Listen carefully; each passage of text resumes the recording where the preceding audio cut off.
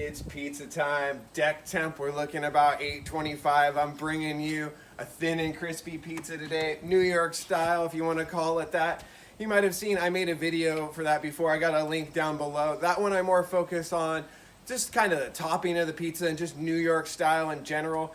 This time I'm going to focus more on some tips and tricks. Since I've made that one, I've made definitely some progress on getting where I like with that style, with that real crispy bottom, nice and brown on the bottom. You know, similar to what I was getting on the steel inside, more of like a classic New York style slice. I'm fired up on it. Thank you to the comments. That's been some big help. Somebody mentioned to me that, hey, check it out on the oven, that there's this area of where you actually are turning it all the way up. So you're turning clockwise. You hit that little lightning bolt symbol where it clicks, and then you can go into this other range up here that you can really dial the flame back. And I found that that's like a real key to getting this style done. I've been pushing the bake, so you can go up 5-6 minutes. You know, you can really tone it down a bit.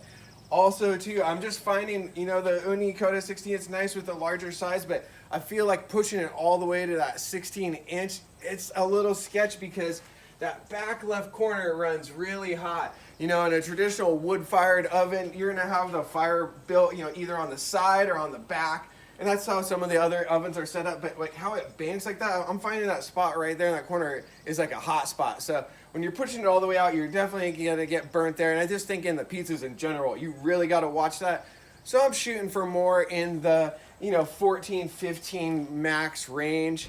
My dough today, right, I got it right here. So, you know, for a New York style dough, typically, most places use it's like a bread flour for that. That's kind of what I got going there. It's a 50-50 blend of 00 and bread flour. The thing is, if you're using, it's Caputo 00 in this mix, and if you're using that, you should know, if you got that red bag, that's the common one you see in the grocery store, that's actually you could just call it bread flour. So I feel that blends pretty good on that one. I'm actually using it, I just want to use the rest of it up. I got a new bag of flour that I want to get into, some of the 00 normal, that's what you traditionally see. That would be the blue bag of Caputo, the pizzeria flour, or other brands just call it normal. The red bag would be the reinforced. That's more like a bread flour. We got that in there, and I also include, I always like to put a whole grain in the mix just to give it some flavor. I also feel when you're doing sourdough, that little, you know, something a little funky in there, I feel like it helps the vibes going and gets your ferment nice and heady and all good. So I got T85 in there. That just is a type of wheat flour. You know, you can use whatever whole wheat kind of stuff you want. 85, that's the ash percentage, so it's 0.85% versus like a traditional whole wheat's gonna be way higher than that. But you know, use what you like. I also got some dark rye in there to keep it a little funky. I'm gonna show you this one focusing on, I'll show you how you stretch it. You can, more the topping and that kind of stuff is in my other video, which you can find down below. I'm gonna go into the bake, show you real time how I do it. We've got it heated, I got it heated up, cranked pretty good right now. I'm finding, I kind of go like how I was doing on the baking steel inside, get that deck super hot and then crank it down. So that's what I'm doing. I got it at almost like 75% up, shooting for a deck temp around 850. But then right before we're gonna load this thing, I'm gonna just click it past that, you know, clockwise, past the little lightning bolt symbol into that little lower range to set it up for that bake. Just right, you know, maybe when I'm topping it, I'll just see how I feel when I'm there. Let's get this thing built and into the oven. Hopefully it'll be a bomb, thin and crispy. We can call it New York fatty cheese slice. It's heady, it's dank vibes. Let's get this thing going. It's pizza time, working on a thin and crispy New York style slice. Got my dough ball out. This is a 320 gram dough ball. Shooting, you know, maybe in the 14-15 inch range. I'm starting by just pushing some firm pressure onto the dough. This has been floured and then put down onto the marble with what's gonna be the top of the pizza on the bottom currently that I'm pushing down into. You know, this dough, it's not feeling too sticky today, so I don't need to go super huge on the flour. But I'm just starting to work this out, shape my crust with this, you know, more like New York style. You don't need the big fatty crust, so I'm not paying as much attention to that, but I want to keep it nice and even. That's more than anything, because I don't like those little thin spots whenever possible. You know, just seeing those little wet spots there. But getting this out, like, I was actually looking through the little book that came with the Ooni oven last night, and they have a dough recipe in there, and I thought it was interesting. It seemed like the dough ball sizes were really small. I think, you know, for if you look at my page, my 12 to 13 inch pizzas, those are typically in the 275 to 285 range, and for this oven I'm liking, you know, more in the 300, and like for these like bigger New York thin and crispy style, you know, up to 320. But okay, like, I mean, I'm just doing this really easy. I got, you know, so this is going to be the bottom of the pizza. I'm just pushing it in. This is a real easy way to do it. There's so many different ways to stretch, but you know, just do whatever comes easy to you. But so what I'm going to do now is I like to go this style where you're going to slap back and forth. And one trick that I always like to do is make sure how I keep track of the bottom is that's always going to land on my right hand. So I know anytime the dough hits my right hand, that's the bottom. So if things get crazy, like if you're in a pizzeria or something, there's a lot going on, and you're like, oh man, shit, what side, what's top, what's bottom? You always want to remember that. So that's one trick I have. And then I'll just switch and kind of do this style of just working around, letting gravity do its thing. But you always want to make sure that you're not resting too much on the crust when you're stretching it. We're gonna go pretty thin on this one, but you know, don't get it too thin. I ripped one the other night, so as I feel like too, this is on day 4 of the dough, which is past the point I normally like to go, and I feel like I can be a little sketch on ripping it, but it does taste really good. All right, so I got that. This is the bottom. I'm gonna hit it with some more flour, you know, just a little dusting. We'll try and clean this off because you don't want a bunch of flour everywhere. Getting that like unabsorbed flour on your dough, you want to go as light as possible, but also make sure it doesn't stick. You know, I'm looking to make sure this is even. Like you can see other people, you slap it, that might be more a little advanced technique, but you can also just kind of get that same effect by just kind of slapping in here, just making sure it doesn't stick. That's looking pretty good to me, because when you put it on the peel, you can do one final stretch. Because like if you stretch it too big on the marble and you're picking up, you can rip it or overstretch, a little sketchy on the load. All right, making sure that there's no little uneven spots there, any excess flour. We'll hit it a little bit more. Look at that, it's a little uneven in there in the center. All right, I'm gonna pick it up, clear off this flour in here, get it down onto the marble. Yeah, I give it a little bit there. Getting some more flour. You want to get that off the crust as much as possible. If it hits the sauce, that can really gunk it up. It's not good. And then on the crust, it just doesn't look very nice. That looks pretty good, this dough, even though it's like past its prime. I usually like to do about 48 hours to 3-day fermentation. But this one, we're on 4. That's probably at the max. That's looking good. All right, let's get this thing topped. Like I said, I got the video link down below where I go more into my sauce. Super basic. It's just tomatoes whirled up with some salt. This is about 2.5 ounces or 3-ounce ladle here for a New York style. I just like to do like a slick like this and get it all the way up closer to the edge. You know, I'm seeing that crust. I kept it really intact. I feel like I maybe could have stretched this even thinner on the crust and maybe a little bigger, but I think it'll still be bomb. Then the heady oregano. I like to go generous on this. I feel like that's how you get that like classic kind of pizza parlor vibe when that perfumes with the hot oven. Gives a really good vibe. And then today I usually use a full fat aged mozz, but today I got some part skim. And you know, it tastes pretty good. I got it mixed up with some Havarti. That's just what I have on hand. I know, but I would say I would definitely prefer the full fat. All good though. Getting this thing loaded up. We just want like a speckled look, not going too heavy on it. That's looking pretty good. In this bowl, I had 120 grams. I'd say maybe like 110 is good for a pizza this size.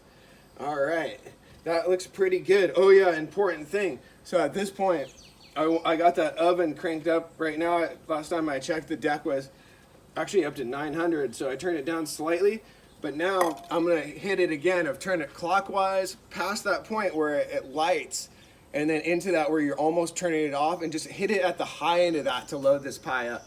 I'm gonna do that, and let's get this thing loaded off the marble into the oven. We'll watch it bake. All right, we got the deck temp. I just checked it, 845. Gonna get this loaded up for the thin and crispy New York style onto the peel. This is again the one chance, the final stretch. And this one, since we're going for that thin and crispy, I'm gonna max this thing out. This is the Ooni 14-inch peel, so I'm gonna go as big as I can on that, but working quickly so it doesn't stick. I'm gonna load far over here to the right. All right, let's get this thing, get the timer going. Load went all right.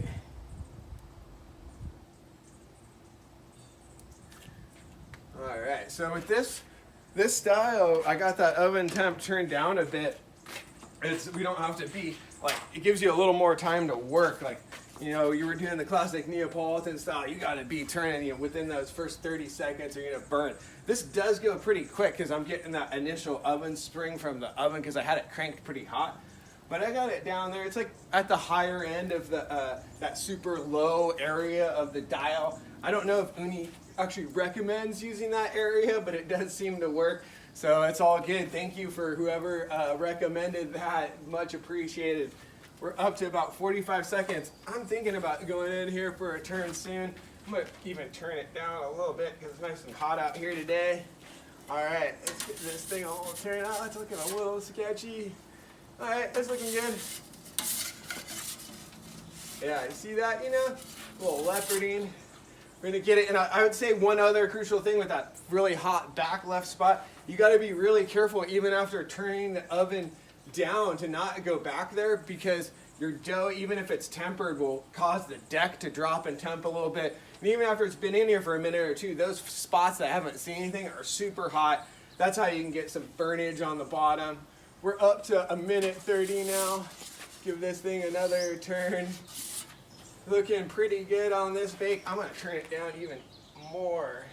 Looking for a nice, like, fully brown crust. It's pretty cool getting some leopardy on here. I think that's, like, you know, the fermentation.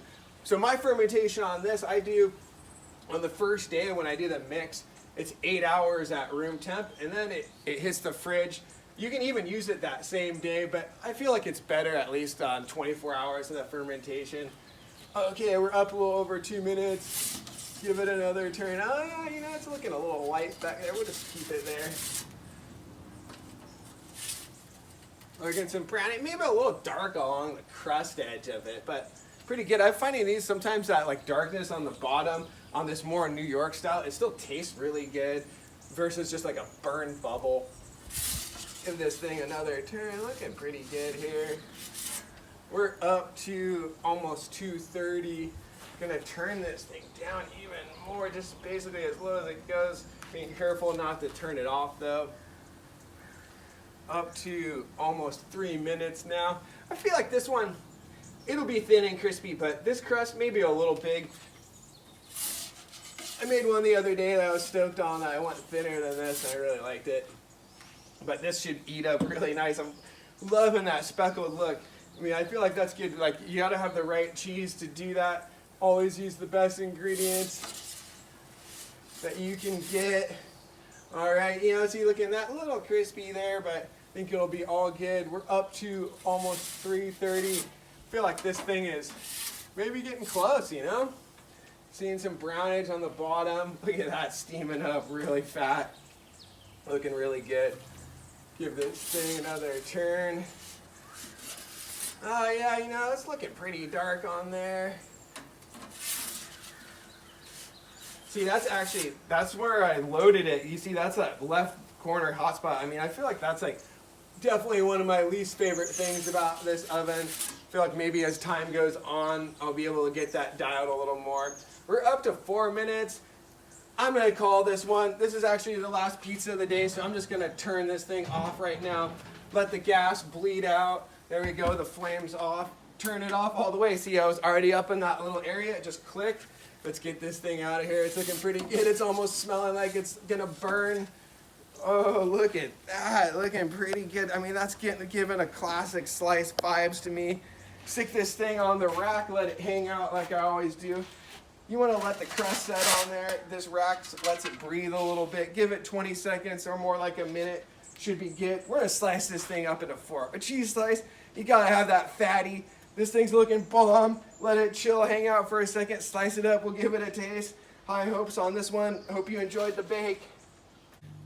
It's pizza time and this thing's looking pretty headbound all day to me. Definitely the classic corner slice joints vibes, rolling with the skateboard with the homies. I'm digging it. Bake looks pretty nice on there. You know, we're getting there. This one, I feel like baked it pretty good. I've had some maybe better ones in the past week that are more hit that really slice one, but I like the looks of this. There's even some leoparding, so we're like little artisan style vibes. The bake on this one was a little over 4 minutes. I checked that deck temp when I pulled it out too. We were at like 550 when it was finishing.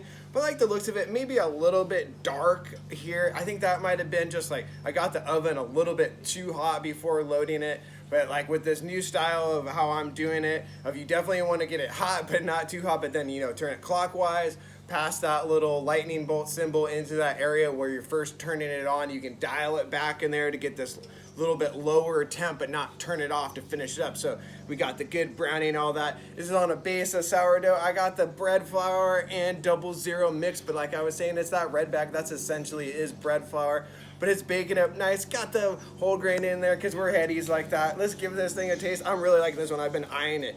Picking it up. There you go. Thin, crispy, foldable slice. Bomb. Liking the looks of that. Like, you know, the crust you can hear on day 4 of the fermentation. That looks really good to me. And some spline, you can see through it like that, but it's still holding. Looking so good with the splotty top and all that. Brown, but not too brown. So good. It would definitely be good if you wanted to fire just an individual slice, but let's eat this one.